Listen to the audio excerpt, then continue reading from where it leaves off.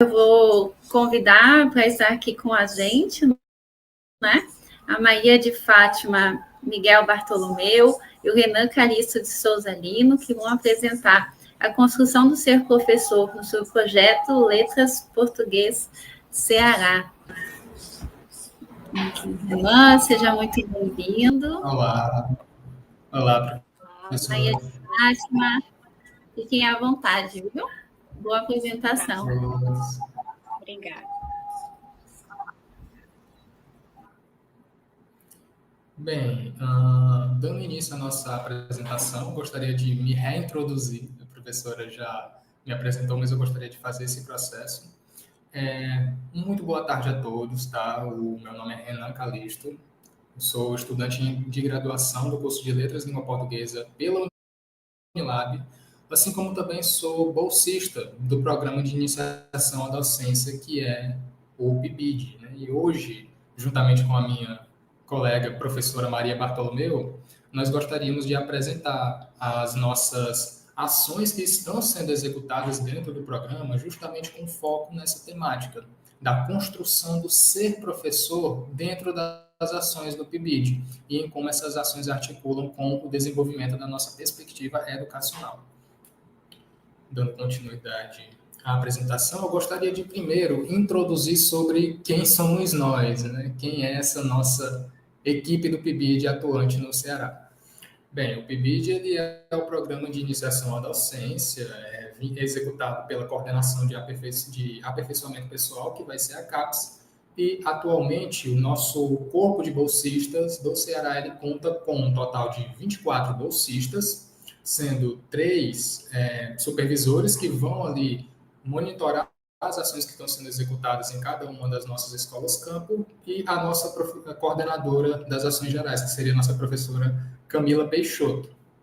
Atualmente nós contamos com 3 escolas campo, que seriam, respectivamente, a Escola de Ensino Médio Maria do Carmo Bezerra, localizada no município de Acarape, a Escola de Ensino Fundamental Maria Augusta, localizada no município de Redenção, assim como a Escola também de Ensino Médio Brunilo Jacó, localizada também no município de Redenção.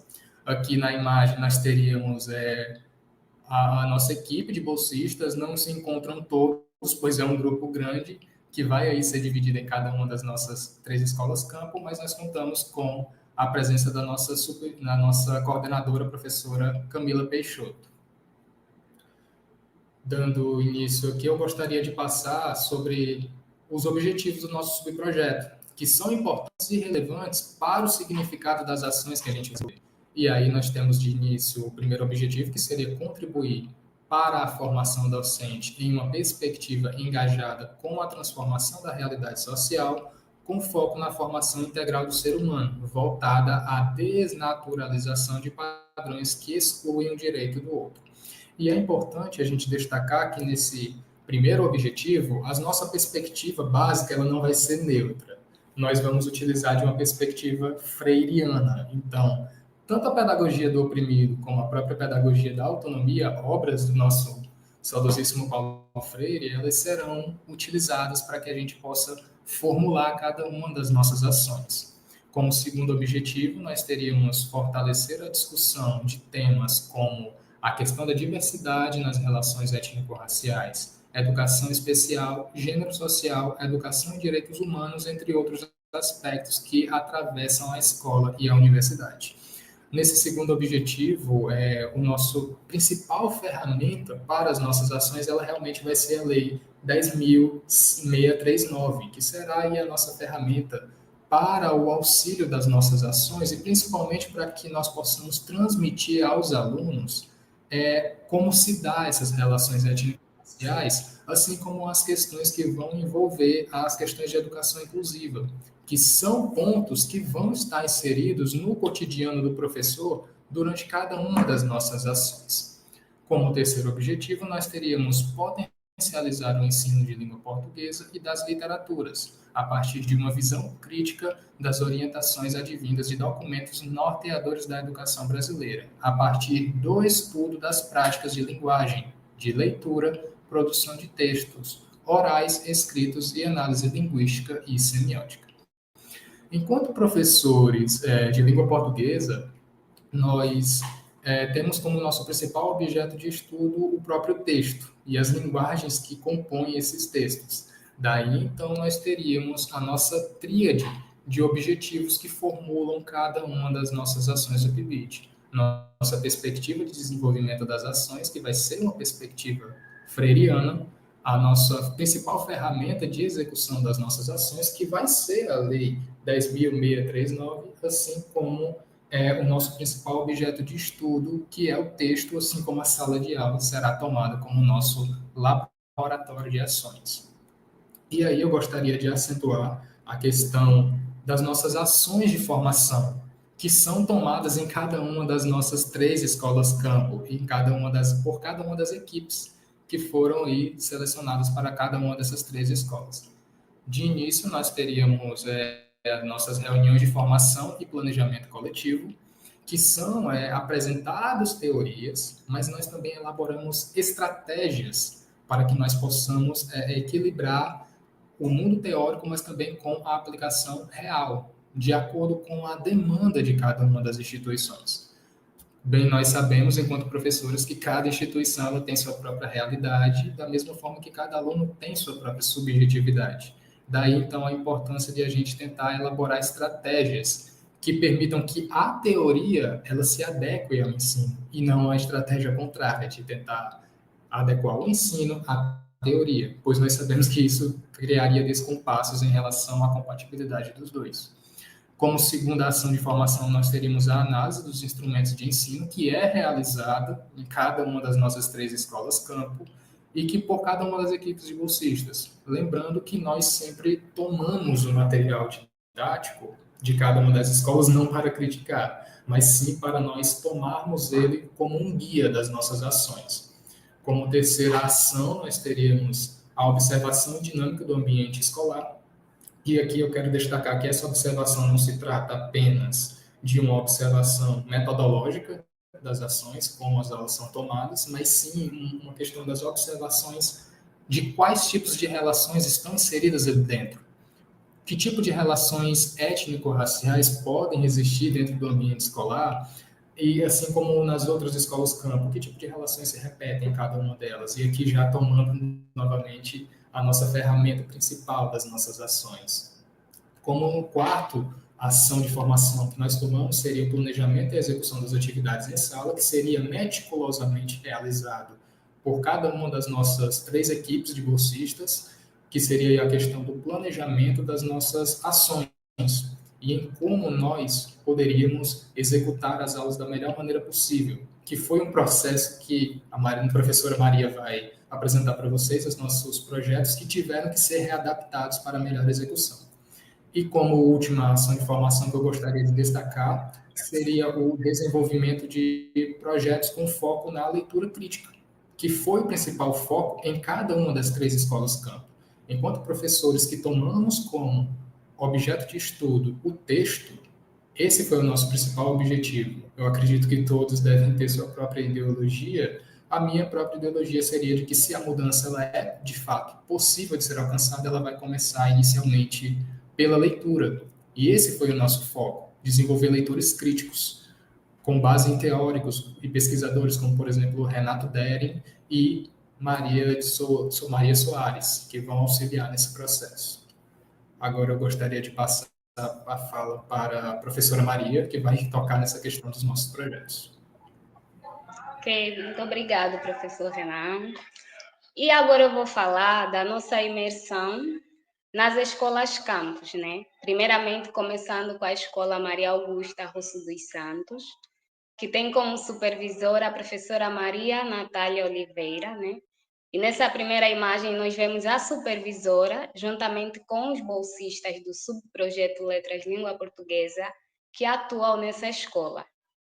E como ações em andamento, nós temos o projeto Bentões Literários, né, que na verdade é um conceito que é inspirado em bentões japoneses, que são marmitas cuidadosamente montadas e visualmente atrativas.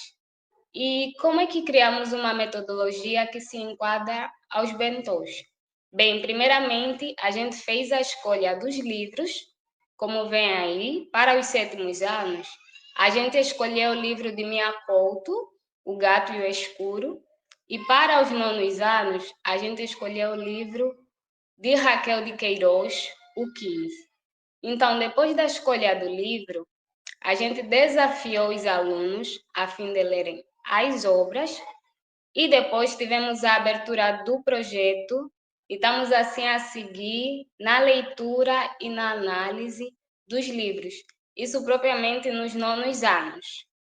Bem, agora falando de algumas ações futuras que temos na Escola Maria Augusta, as 2 primeiras ações, na verdade, elas são voltadas para a efetivação da Lei 10.639, que a primeira é Caringana ou Caringana, histórias que aproximam culturas, que na verdade é uma expressão do moçambicana, né, que significa era uma vez.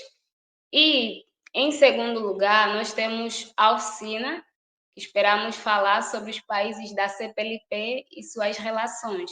Isso assim para estimular a inclusão desse tema nas práticas pedagógicas. E já os 2 últimos projetos estão mais voltados para a questão da produção textual, né? Que é o meu lado escritor, Meu Conto, Meu Mundo. Temos também o projeto Sarau Literário, contação de histórias e histórias.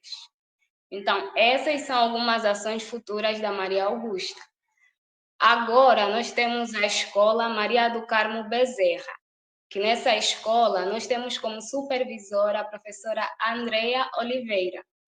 E vemos aqui na imagem a professora, juntamente com alguns dos bolsistas que atuam nessa escola. E como ações que já têm decorrido nessa escola, nós temos as aulas de reforço, que na verdade é um projeto da escola, mas os bolsistas do subprojeto PIB de Letras, eles estão aí para dar força juntamente com os professores para assim aprimorarem a alfabetização e o letramento dos alunos. E além desse projeto, temos também a oficina de escrita criativa, que na verdade é um projeto na qual a gente escolhe um gênero textual em que os alunos apresentam dificuldade. Depois do estudo desse gênero, é feito um sarau ligado à oficina, né? E nesse sarau, os alunos que tiveram a oportunidade de ver sobre determinado gênero, eles podem expor o que aprenderam. E não só, né, como podem ser também apresentados outros gêneros. Mas o principal foco dessa oficina é sobre os autores afro-brasileiros. Bem, agora falando da escola Brunilo Jacó, nessa escola nós temos como supervisor o professor Douglas Coutinho, e aqui vemos uma imagem do professor, juntamente com os bolsistas que atuam nessa escola CAM. E como ações, né, que a gente tem realizado nessa escola, nós temos 2 projetos, em que o primeiro, por favor, Renan, pode passar? Em que o primeiro é a exploração e a análise do material didático norteador das atividades externas, e também temos o projeto Literaturas Afro-Brasileiras, Palavras que Tecem Histórias, né, que é um projeto na qual a gente busca desenvolver a capacidade crítica leitora dos alunos, usando as literaturas afro-brasileiras, especialmente, né, as obras de Conceição Evaristo, como vemos aí, uma das obras da autora, Olhos de Água. Então, esses foram alguns dos projetos que a gente já tem realizado e futuramente pretendemos realizar, né?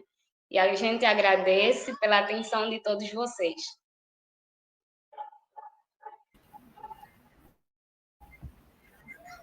Muito obrigada, Renan e Maria de Fátima, muito, muito bacana, muito bonita a apresentação de vocês, né? Muito potente. E parabenizo também todos o projeto. E algo que me chamou dessa apresentação, me chamou a atenção, foi justamente toda essa coerência que vocês apresentam, né?